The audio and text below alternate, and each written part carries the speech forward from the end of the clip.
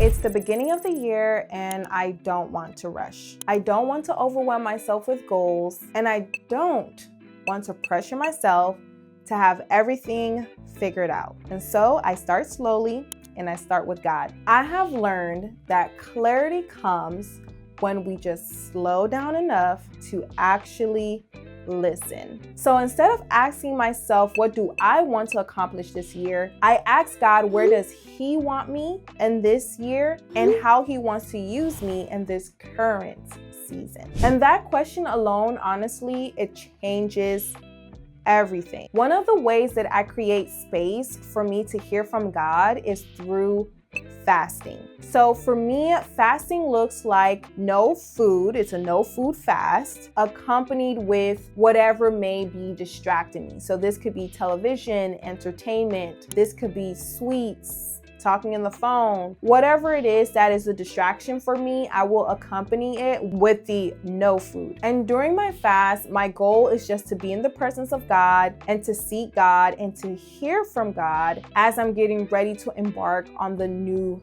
year. And so after the fast, I like to do what I like to call a life audit, and I make sure to do it with honesty and with grace. The goal is not to beat up on yourself, it's just to be honest with yourself. So there is no judgment, no shame, just awareness. So I look at the different areas of my life and I will ask certain questions. For example, spiritually, I may ask, when did I feel the closest to God in the past year? And where did I drift? Now, in my finances, for example, I may ask, what habits help me to steward well? And where did I avoid responsibility financially? Now, as you can see, these questions are going to be very specific to you. You are going to be the one to come up with the questions and just, have this heart to heart with yourself about where you went well, where you need to do better, and kind of take it from there. I'll continue to share with you my questions just in case it helps you a little bit. Things that I ask myself. So when it comes up to health, I'll ask myself, what made me feel my best? What drained my energy? Career and purpose, where did I grow?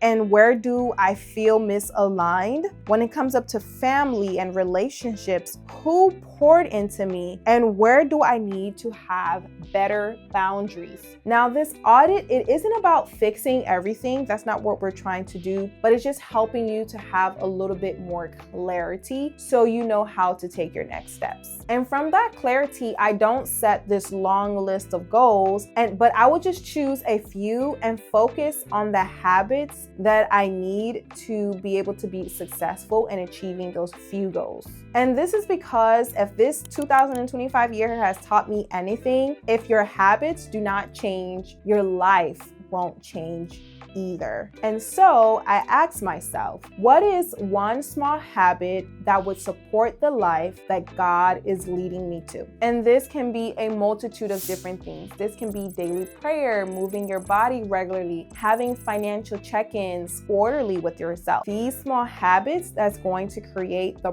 progress that you want to see. I also like to ask God for one word or a theme for the year in which my goals will all be centered around. And the reason why I like this is because it helps me to focus. So your one word could be consistency, obedience, discipline, breakthrough. I like to use my word as my anchor, especially when life starts to get real loud. It kind of grounds me and brings me back to what the goal is for the year. And as you're doing all of this work and preparing for what the new year is going to look like for you, I really encourage you to also be mindful of the setting in which you're doing this work. You want to make sure that it's in a place where you feel comfortable, where you can hear from God, where you're not distracted, and where the environment is calm, quiet, and peaceful. This can be in your home, this can be in a cafe, this can be at a park, at the beach. It can be anywhere as long as it works for you. And finally, I like to write a time capsule letter to myself in the beginning of the year, and I will read it at the end of the year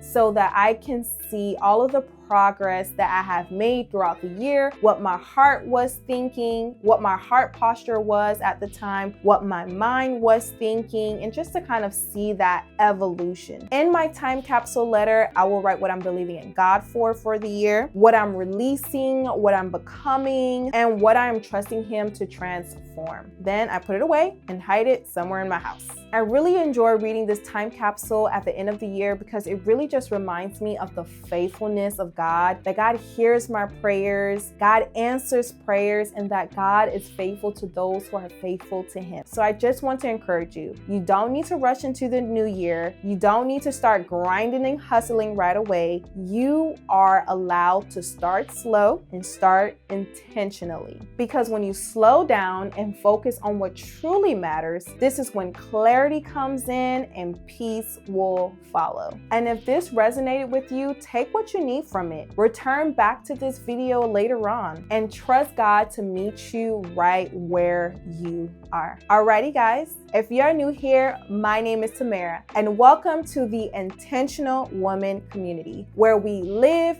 dress, and grow on purpose. Until next time, ciao.